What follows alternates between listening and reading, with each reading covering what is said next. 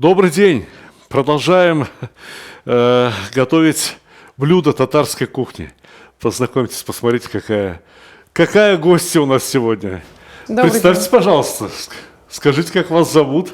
Добрый день, меня зовут Динара Каримулина. Я работаю шеф-поваром в гостинично-развлекательном комплексе «Татарская усадьба». Динара, вот с этим луком что делать? У меня Этот руки лук, чешутся. Чем-то помочь если хочу. чешутся руки, этот лук, Сталик, нужно нарезать мелкими кубиками. Так, сейчас я беру воду, наливаю воду. Сказать особенные у нас. Перемечи наши сегодня будут приготовлены из ливера.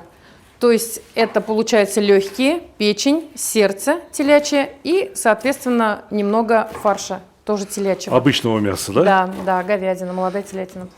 Так, для теста я сейчас налила воду. Так, накладываем в воду сметану. Сколько примерно у вас ушло воды? Наверное, грамм 200, да? Да, 200 грамм воды. Скажите, пожалуйста, вот мы сегодня готовим, сколько перемечей у нас получится из того количества, которое мы сейчас берем? Ну, у нас в среднем получится штук 12. Ага. Я думаю, нам покушать. Понятно, обычное семейное количество. Да. Это что вы насыпали? Я насыпаю соль, воду положила, сметану. Сейчас насыпаем соль, немножечко сахара. Немаловажный ингредиент – разрыхлитель. Можно чайную соду, не принципиально. Ну, сейчас уже 21 век То на дворе. есть разрыхлитель или чайная сода, неважно, да? Нет, не важно.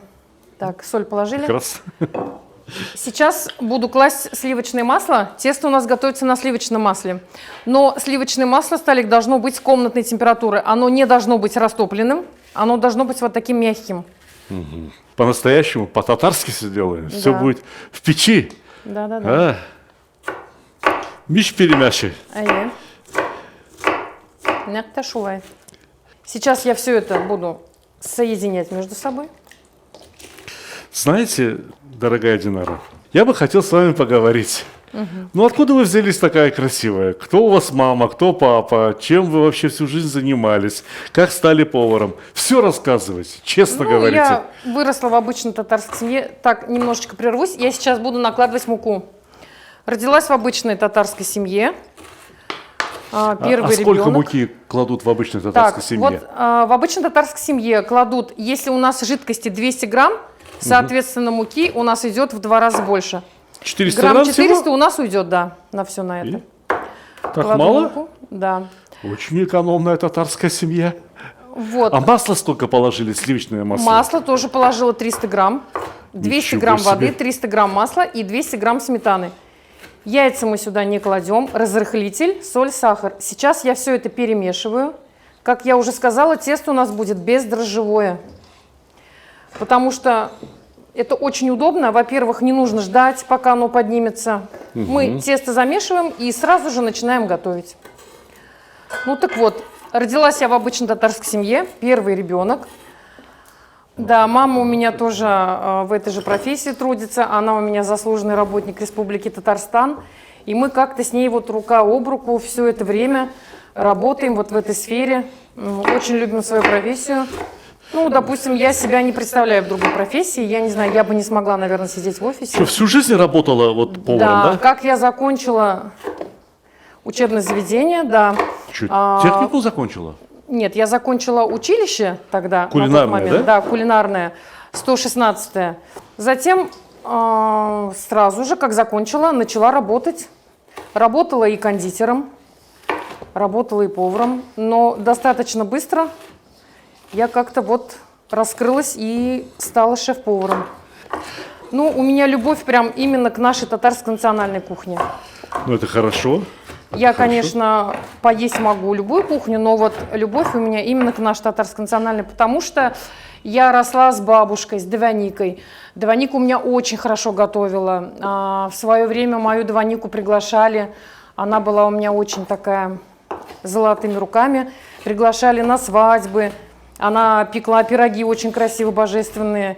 И вот, знаете, мне сейчас уже тоже много лет, 49 лет мне.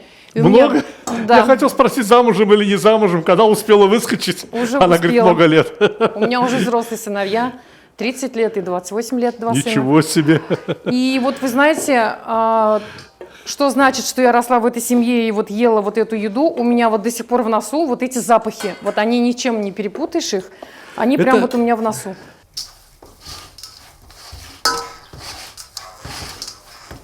Динара, что вот лук порезал, это вот все фарши готовы, да? Это, я понимаю, так, фарш из легкого, это фарш из сердца, это фарш из мяса, и это фарш из печени. Ну, практически уже жидкая печень стала, да? Пропустили И вот все лук. через мясорубку. Так. Да, сейчас вы нарезали очень даже хорошо лук. Сейчас можете, пожалуйста, мне помочь и пожарить пока этот лук в казане до золотистого цвета. В казане пожарить для вас, Да. да с удовольствием. Спасибо. Так, тем временем у нас уже тесто вот готово. Оно, видите, такое прям очень податливое. Сейчас я буду, пока вы жарите лук, я буду порционировать наши шарики для перемечей. Что это такое порционировать? Ну-ка, расскажите, чтобы все Ну, поняли. сейчас мы будем делать... Делить тесто на порции. Да, делить тесто на порции. Перемечей вы хотите сделать нам 12 штук? Да, хватит Ой, нам? мало нам будет. Смотрите, сколько нас. Ну, давайте. Ладно, готовьте, ладно, я шучу. Можно чуть побольше. Сегодня весь день готовить. Татарская еда сытная, очень По чуть-чуть. аппетитная. Чуть-чуть покушал, уже сытый. Да. Да? Это, конечно, у нас есть. Динара, а вот вы мне сказали, что пожарь сначала лук, а потом уже, значит, все остальные мясо и субпродукты. Это почему вы так сказали? Ну, потому что нам нужен лук красивый, золотистый, чтобы он был вот именно лук, жареный в масле, чтобы он пах луком. Если мы пожарим сначала мясные ингредиенты, у нас будет сачок, и лук уже Сок будет от не лука, тем, да? красивым, Сок золотым. от мяса, да. Поэтому в целях экономии нашего казана мы сначала пожарим лук, а потом уже Чувствуете, как пахнет? чувствую, да. Слышите, как шкварчит? Очень. О, казан – это сила. Так, вот как раз 12 штук получилось. Вот сейчас делаем шарики, примерно грамм по 50 у нас каждый шарик. Я уже на глаз вижу без весов. Что-то какие-то такие небольшие перемещения. Да. Что 50 грамм теста. А сколько начинки пойдет? На Тоже каждый? так же. 50 грамм? Да, я делаю Один перемещ 100 грамм? к одному, да. Хорошо, мне 3 штуки. Хорошо. Так, Динара Ханум, посмотрите лук. Да, все стали. Одобряете? Одобряю. Лук у вас получился на 5 с плюсом. Так, а что следующее? Теперь мне мясопродукты все пожарить? Да, Эти сейчас нам нужно, субпродукты? чтобы наш лук немножечко остыл. Хорошо, я вот так вот, чтобы масло стекло. Да. И в этом же масле, да, в это же масло теперь очень вкусное, в этом же масле все остальное Да, можно. и пожарим. Да. Динара, если мне необходимо пожарить все вот эти продукты, я знаю, что легкие готовятся дольше всего. Я с легких начну. Хорошо. И потом буду добавлять Потом постепенно. сердце, Легкие, да. сердце, потом мясо и потом печень. Да, все.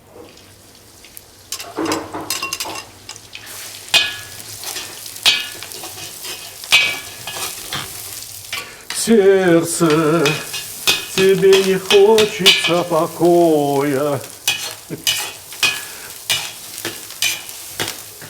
Талантливый человек, талантлив во всем.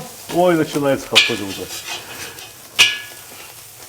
Динара, ну вот фарш не надо, чтобы прям он совсем готовый был фарш? Как, или прям? Да, можно немножечко, чтобы он был не доготовлен, потому что у нас, 70%, да, скажем так, перемещи да? еще будут стоять в печке. Когда будем солить? А вот сначала все ингредиенты доложим, мясные, Так. затем будем уже добавлять специи. Давайте. Знаете, Динара, вот что я хочу сказать, что все народы в итоге приходят к одному и тому же. Вот то, что мы сейчас готовим, перемяч с ливером, его так в народе придумали готовить? Или это вот повара придумали готовить? Нет, это в народе, знаете, я думаю, что это, скорее всего, раньше ведь не было такого изобилия, как сейчас. И люди готовили из того, что было. Держали скотину, да, резали ее, обрабатывали, и вот все шло в ход.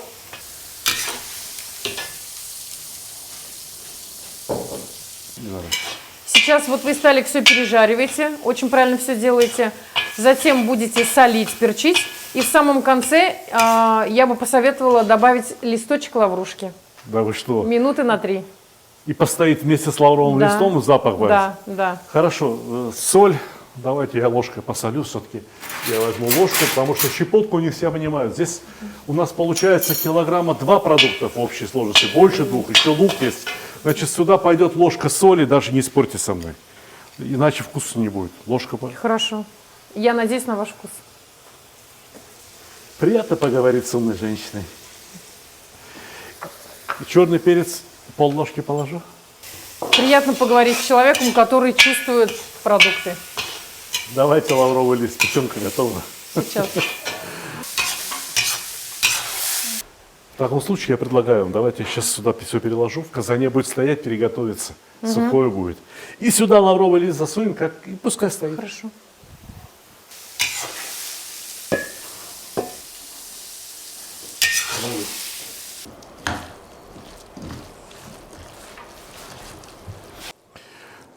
Знаете, Динара, вот это уже кушать можно.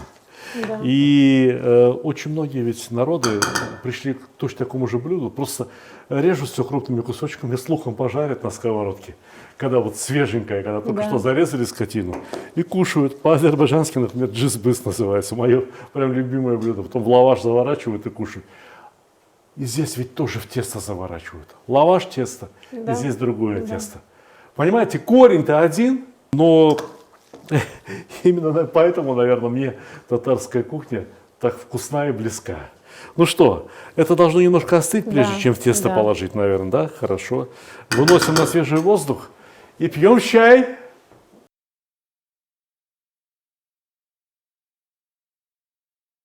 Динаров, фарш готов, тесто готово. Давай уже, а? Да. Давайте. Так, я начинаю пока раскатывать наше тесто. Оно прям мягкое такое, очень податливое. Так тоненько, как Да. на манты. Да. Единственная просьба, когда кладем начинку, вот не пачкаем тесто, да, просто по центру. Вы сказали 50 грамм? Да. Давайте посмотрим глазами. Вот ложка с большим верхом. Вот так хватит? Даже очень хватит. Очень хватит. Все, прекрасно. А Опа, потом, опа, уже как решим. ловко, как быстро. Как красиво все получается у других людей, когда они готовят. А сам начнешь готовить, так не получается. Но готовить самому все равно надо. Потому что не получится первый раз, получится во второй раз. И в третий раз получится так хорошо и так красиво, что еще и захочется позвать Вот наш кого-нибудь перемячик. и угостить.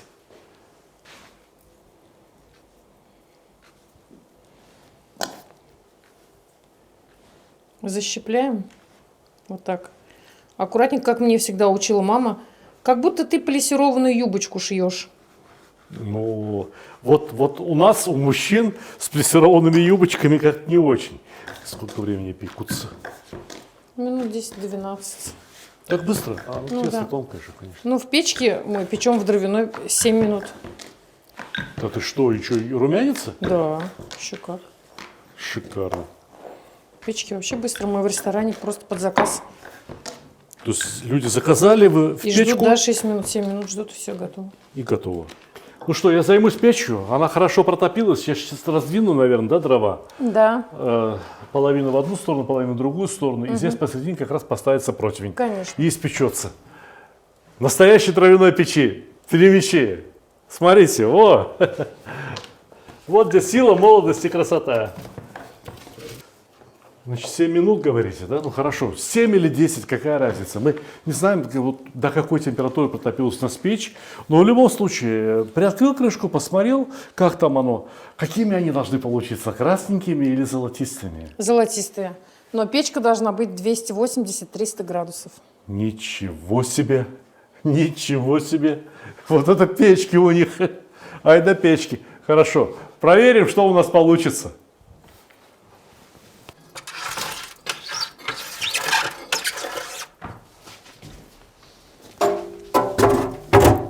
Вот так. А если разогреть как следует, вот бывают электрические печки для пиццы. И Хорошо, а там как же выпекается. запах дров?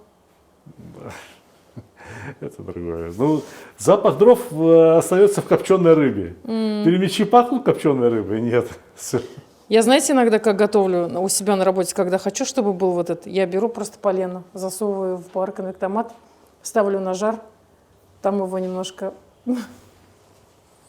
прожарю, но это противопожарная безопасность, конечно. Но зато Абсолютно грамотное решение. Абсолютно грамотное.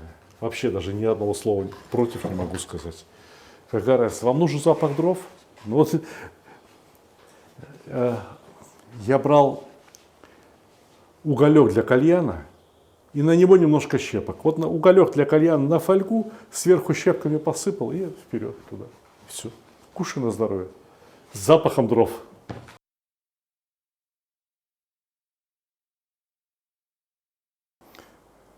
Ну, во-первых, и время прошло уже, как положено. И запах из печи идет. Я чувствую, что все готово. Ладно, станем. Горячий сырым разве бывает, а? Конечно. Попробуем. Как оно там? О! Печка горячая, опасно. Ух ты, какие они! Ух ты, какие они! Ух ты, какие! Ты посмотри, ты посмотри. Что еще надо сделать для того, чтобы съесть их с приятным аппетитом? Говорите, Динара. Давайте мы добавим немножечко куриного бульона горячего и зеленого лука. Так, давайте вот так. Ложечкой, ложечкой.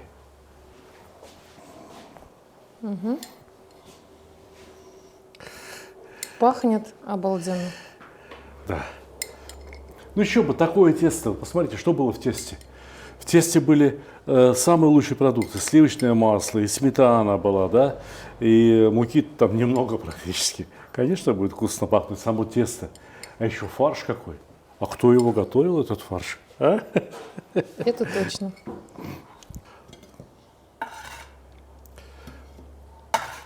На самом деле, фарш у нас был на 70% готов. Да его, честно сказать, и так можно было бы уже есть, этот фарш. Тесто тоненькое, да, чуть толще, чем на манте. Видите, оно вот зарумянилось, оно... Ну-ка, донышко, хочу посмотреть, как оно там... Ух! Ой-ой-ой-ой-ой-ой, горячо. Хорошо пропеклось донышко? Хорошо. Отлично пропеклось донышко. Это, ребят, надо кушать как можно скорее, пока не остыло. Зеленый Давайте лук мы туда. немножечко, да, вот где здесь побольше, положим зеленый лучок. А я потом, когда буду кушать, я разломлю пополам и туда буду закладывать зеленый лучок. И будет еще вкуснее. Что, с зеленым луком, правда, вкуснее, что ли? Да. Никогда бы не подумал, но верю, охотно верю. Динара Ханум, во-первых, вам большое спасибо за этот рецепт, за такую помощь. Ваш портрет непременно окажется на одной из главных страниц новой книги о татарской кухне. Вы сегодня нам рассказали не просто про еду татарского народа, немножко еще и раскрыли свою душу. Нам осталось только вместе посмотреть вот в эту камеру и сказать 3 татарские слова. Ашларыгыз, тамле болсын.